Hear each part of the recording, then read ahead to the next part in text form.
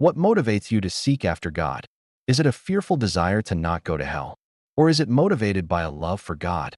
If your answer is the fear of hell, may I suggest that your motivation is already on the wrong path.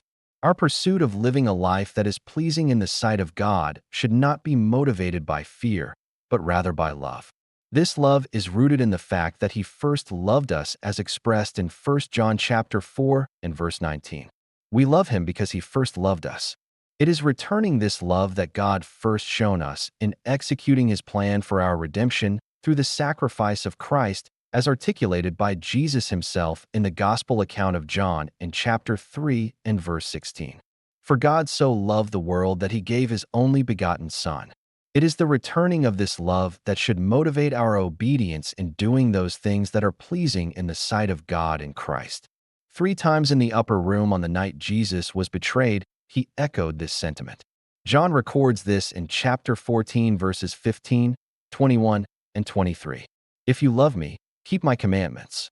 He who has my commandments and keeps them, it is he who loves me. If anyone loves me, he will keep my word.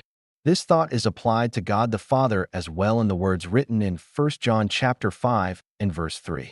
For this is love of God, that we keep His commandments. As we come to the close of this brief reflection, consider the words written in 1 John chapter 4 and verse 18.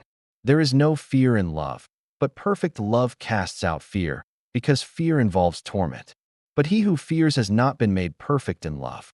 Let me encourage you to allow your relationship with God and Christ be one that is motivated by love and not fear, and that you reflect that love through your obedience to their word. If you would like to explore this topic more, consider seeking out the 8-part series exploring the book of 1 John.